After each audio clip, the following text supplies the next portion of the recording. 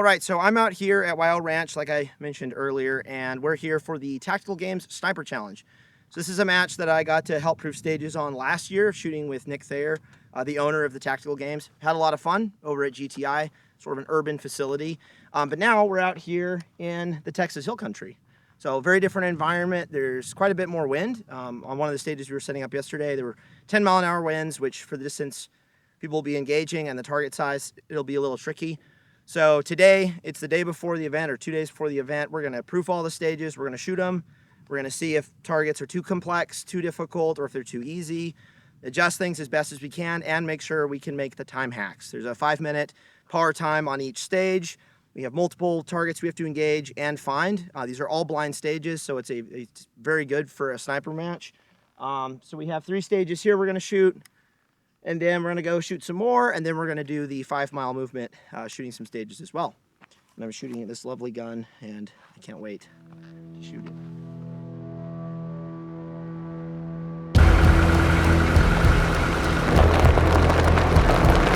Speed drop, max point blank, all that. Visualize it beforehand with the Yep. speed drop.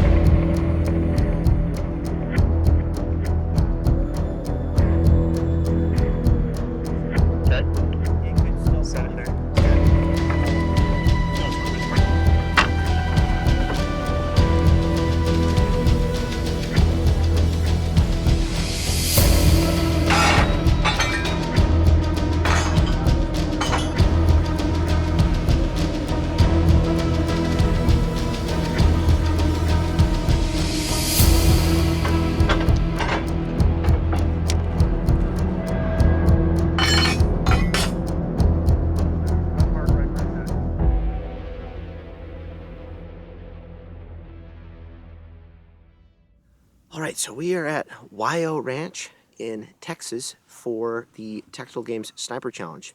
And I came down here to help Nick and the team prep some of the stages. We're gonna proof the stages today. But first, we're gonna go sneak up on this little guy over here.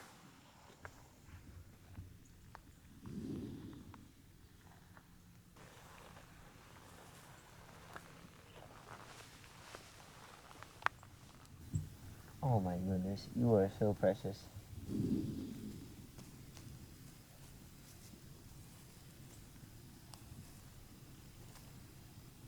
You want food? You want rain? A little bit of caffeine. I should have brought like some food, like little carrots or something.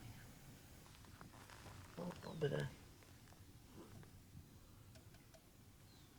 rain. Of course. Oh, look at him just hanging out.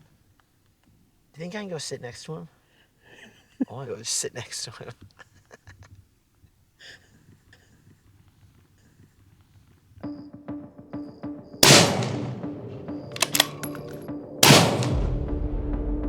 Yeah, I'm serious.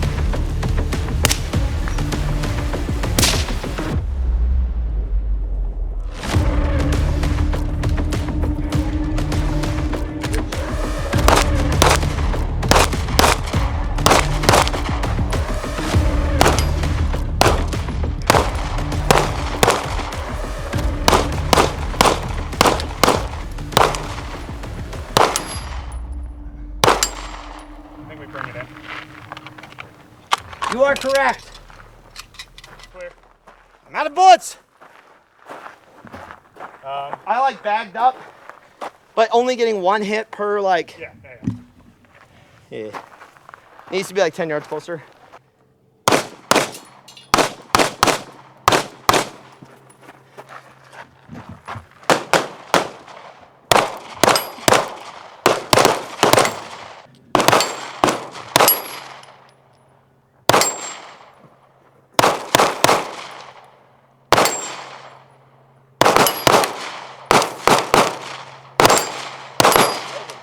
Unload. Load show clear. Clear and clear. Spinner. This angle. The spinner didn't take that any takes longer a lot than of shots, what I dude. thought it was going to. You what? Yeah, no, the pistol portion of it, I'm happy with. Even still, we had 2 minutes when we got up here. More than that, because when you called, we had 2 minutes left, and we had already been working up here for probably 45 Yeah, seconds. so we give people an extra 15. It's basically 3 minutes to engage these 2 targets. I think it'll be fine. The LRF not working is definitely jacking me up. So, Although yours is on the side. It's gonna be fine. but if you look at where my bore is, I was hitting the white. Yeah, if you shifted to shoot through the right side, you would be okay with that setup, which is funny. I actually think I'm getting through it on mine. Well, Which because is yours is on top of your bore. Well, no. Well, I'm saying this distance is still okay there, but I hit the bottom. So if I came up, then I would. Then this would. What does your Mars say? For 560 Yeah. meters. Just right, because I was right next to it when I was done shooting.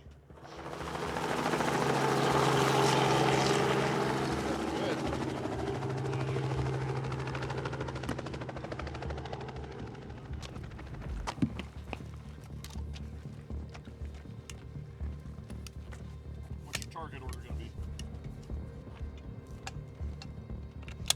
What do the targets look like? Do we know? They're squares. Okay, I got one left field. All right. Yeah. All right, I'm looking field dead center. Got it. one. Powder's up. Impact. Going deeper. Got it.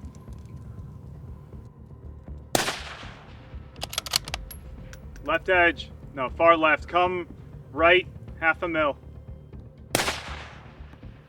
No call. Saw the trace. You're close. Impact. All right, next position. There's a window. Close guy left.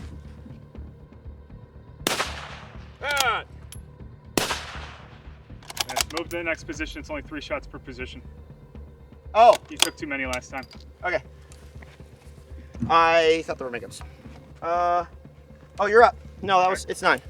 You're up. Oh, you're lefty. Sorry about that. All good. I'm getting 280 meters. Close guy.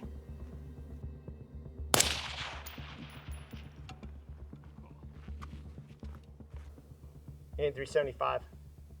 You have 375? Correct. Middle guy. No, long one. Oh, you're going long? You're skipping the middle? I already shot at it. Oh, that's right. Sorry. 515.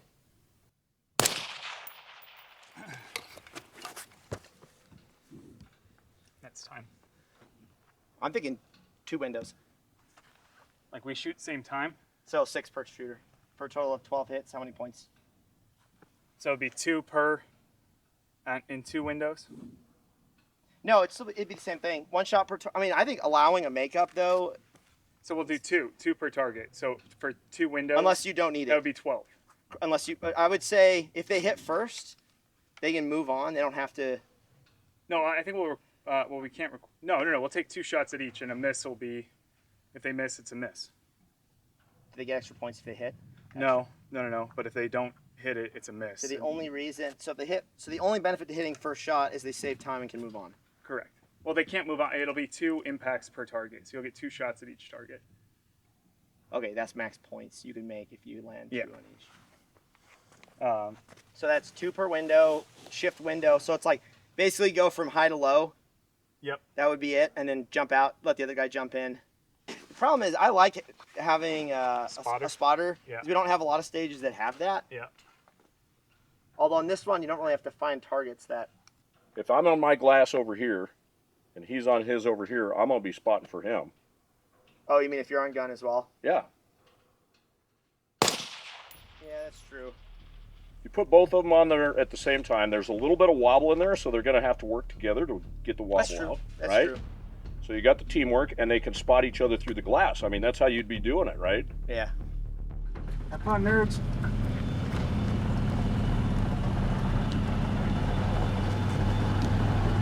I'll come up on side.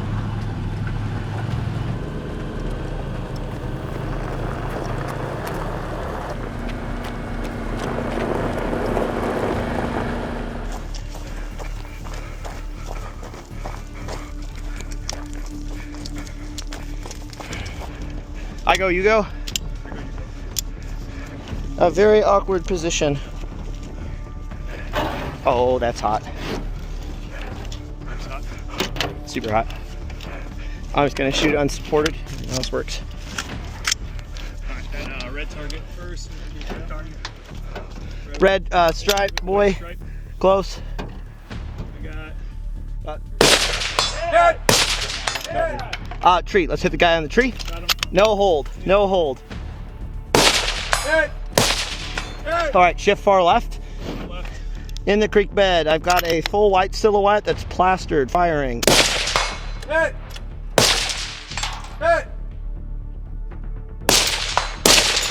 All right, I took that red. Hit him again. The red white one to the right of that one, just to be proper.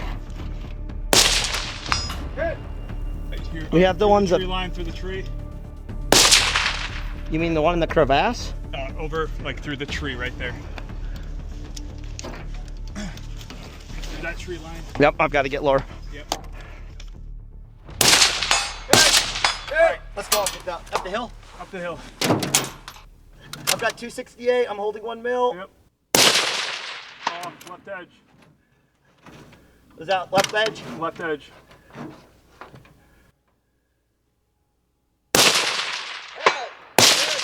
Alright, shifting right. Stand by.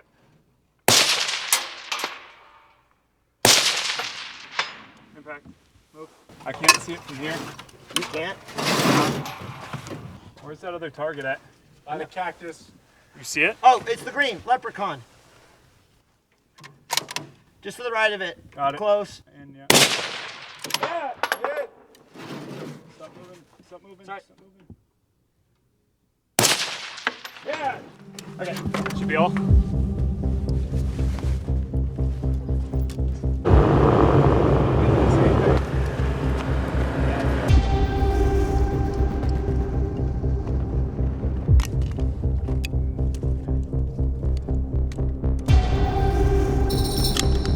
Going top hill.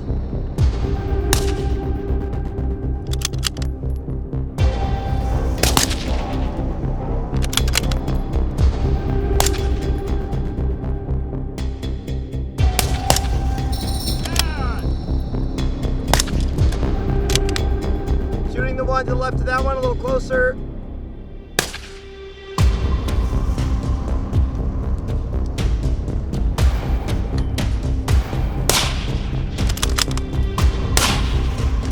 All right, shifting right of that. There's a rusted stuff.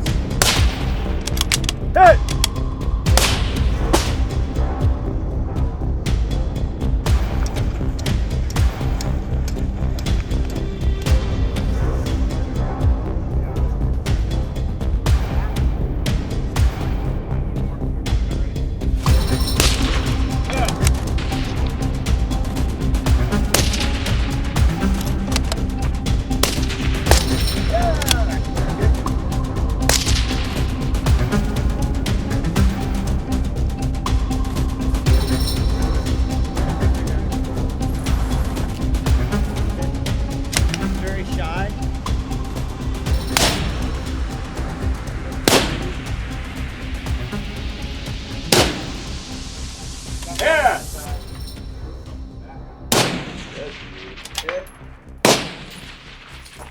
So I am back from the Tactical Games Sniper Challenge match down in Texas that you all just saw the footage for, and it was a blast. It was a lot of fun running around over there and shooting some different target arrays and types of targets in that kind of terrain and country. I've shot a couple sniper matches now, one at GTI, one down in Alabama, and the terrain at each of those locations is just very different. The target engagements and presentations. I've also been able to have the privilege of shooting up at Hat Creek a couple of times out in the mountains, and each of these locations is all very different. And that's something I want to say about matches like this one, like the Tactical Games Sniper Challenge.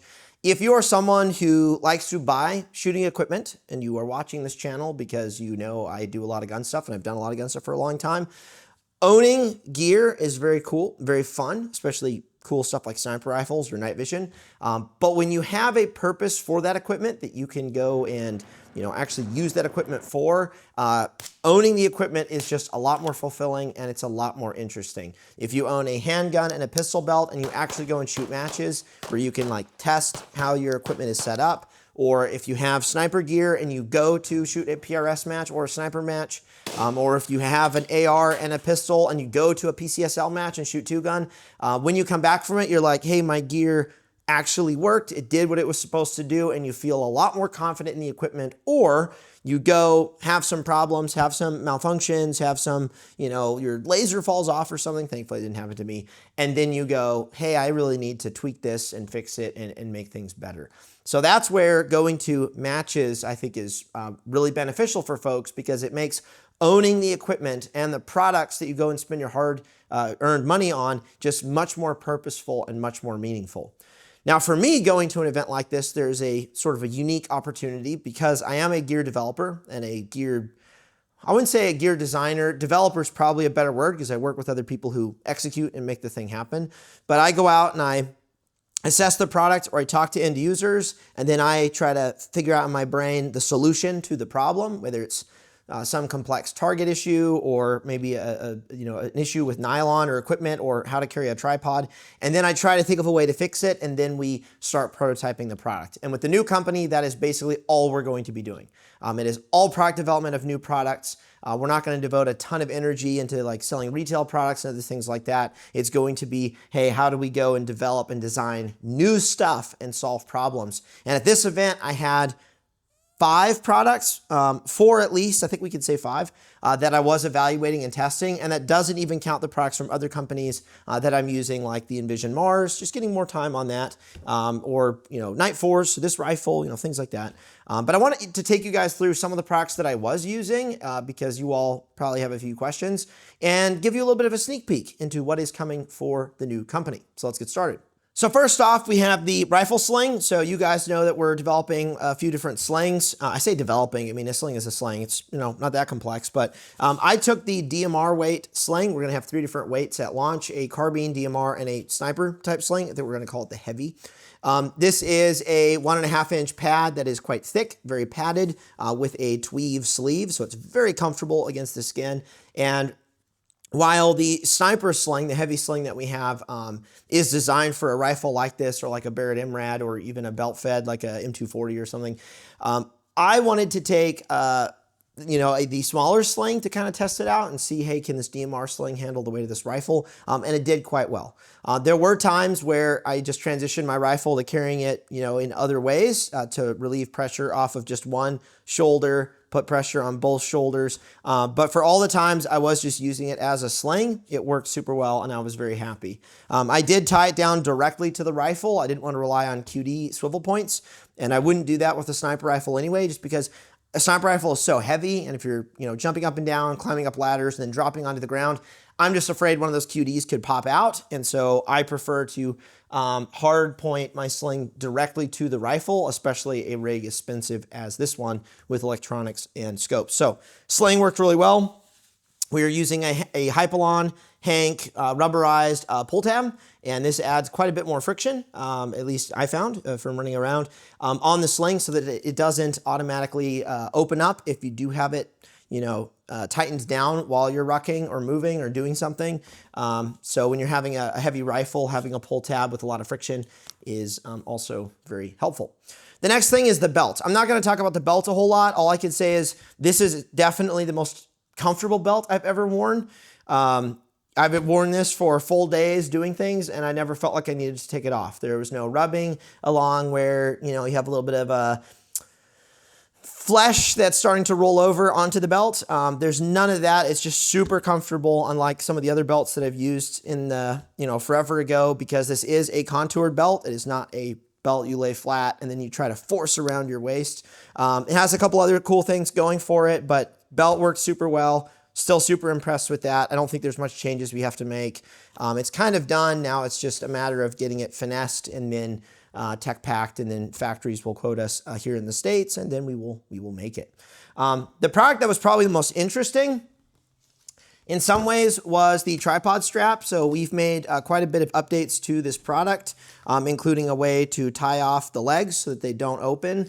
I won't show this in too much detail. It's a very simple product, and hopefully will be available very soon. But basically what it allows you to do is carry the tripod against the small of your back, so you don't have to run a tripod sleeve or a large pack if you are shooting you know, a match like this one where you don't have to carry that much stuff. And I found, you know, my concern was, okay, I'm wearing it for a prolonged period of time. Is it going to be uncomfortable? And based on how I set this up on opposing legs, so that 2 legs are running across my back instead of just one, it was actually very comfortable. And I was running around with it just fine, even with my pack sort of resting on top of it. And that just freed up some space and very easy to deploy. Get off of me, start messing with. I will say from a training standpoint, there were a couple things that I picked up at the match. I wish from the beginning, and I recommend this now to all of you guys who want to get into this because it is a lot of fun, budget a tripod right away. While you can get a rifle, a scope, some bullseye targets, and a bipod and start training at 100 yards, 100 meters, and a bag as well, highly recommend. I actually think you should start on a tripod sooner than you think. Tripod is a much more complex thing to navigate as far as like skill goes. It has a lot of adjustment as far as height, and when you start engaging targets at different angles and other weird stuff or requirements, like we had one stage where all of our equipment had to be in the box, and it was a small box, so you couldn't go prone, but we were shooting targets pretty far. I think my furthest was like 850 meters. So I had to build a position with my tripod, and this is one that has 3 separate sections. This one's a little bit smaller overall, but there's just more going on with it. It took me a little longer to get into that position than I would have liked.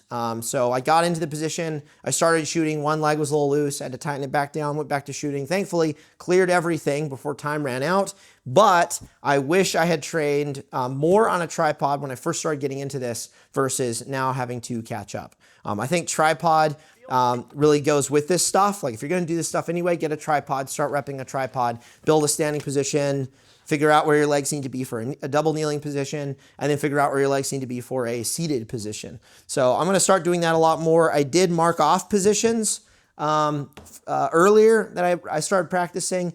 And again, I wish I just had more time on the tripod. So it's something that I recommend. Unfortunately, good tripods are really expensive. This is the Really Right Stuff Soar. I can't remember the model number. It was $1,300. There are some cheaper tripods that are $600 to $800, but they're all like, you're not going to necessarily go buy a camera tripod for $100 that has a head suitable for holding the weight of a rifle. You're going to pay a little bit of money. But I highly recommend you start learning a tripod as soon as you can and budgeting one if you want to be serious about being good at like precision shooting and shooting matches like this. The next piece of equipment, and this was quite important, is the, well, I actually have 2 products on here.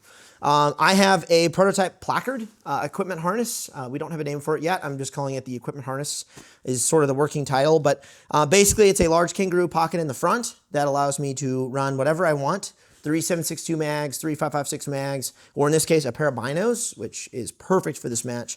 But I also have some integrated wings and some other things going on with the rig.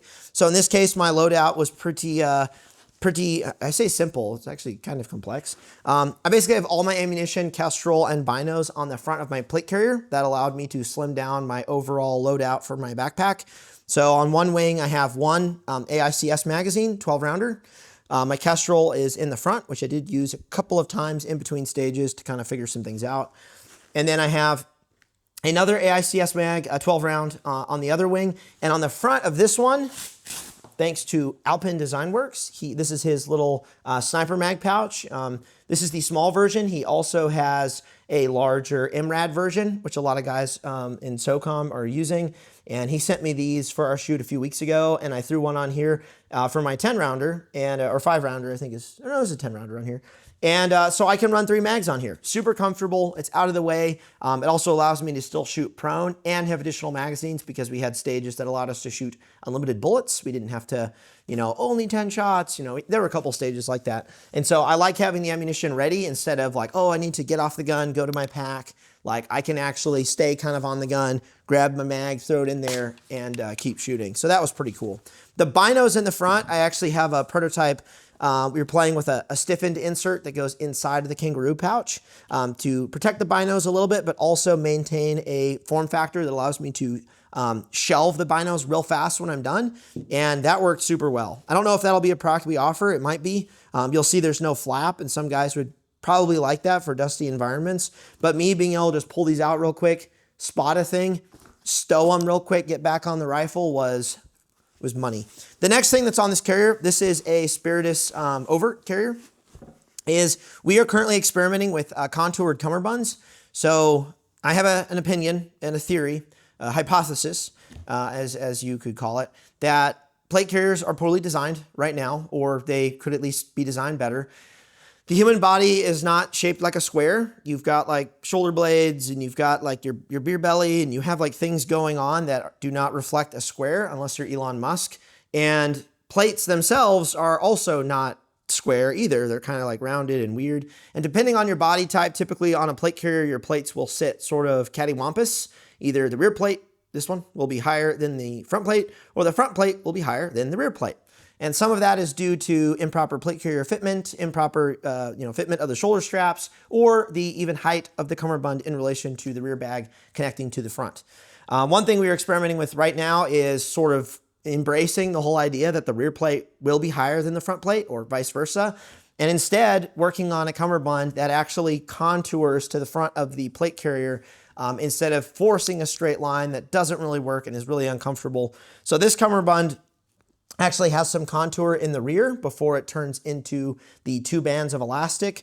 And then it also angles in the front in order to wrap around the equipment, especially equipment based around like a wing format like this, so that you're not attaching to the front at a weird angle or jacking up the elastic going around you at a weird angle either. So you're not getting like this whole thing, or you're not getting typically like this, where your wings are falling out. So we're playing with that right now. This is just a really simple prototype. It is, in my opinion, more comfortable and is achieving some of what we're trying to achieve. But there's a few other experiments we're making with a contoured cummerbund. And probably the best part about a contoured cummerbund will be one that's not fully elastic, because elastic kind of just straightens out no matter what you do. But will actually be a cummerbund that has like laminate, and then squad, and then elastic or shot cord in the rear. So that's something we're playing with. There's probably some other companies that have thought about that, have tried it as well. But I want to make plate carriers more comfortable because, well, you wear them for a long time and usually they're not. So those are some of the products that we are developing right now, and not just developing, but also going out and testing.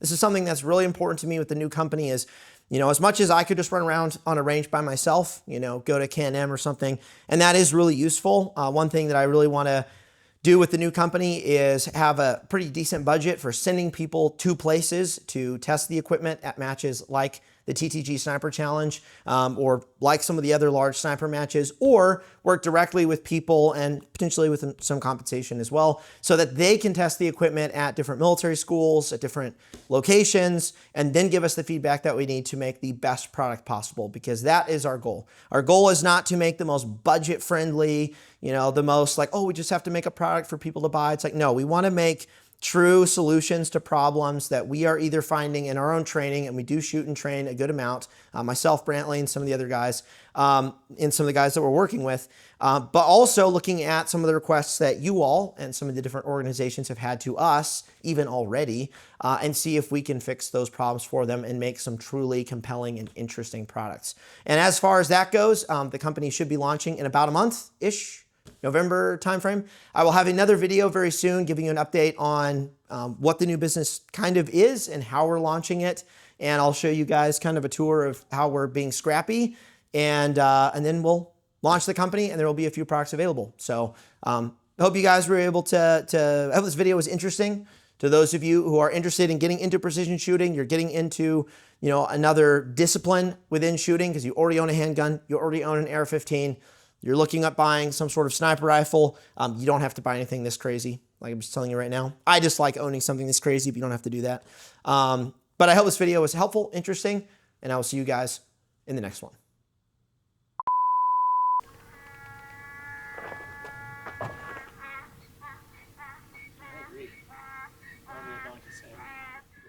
Come over here and bite us.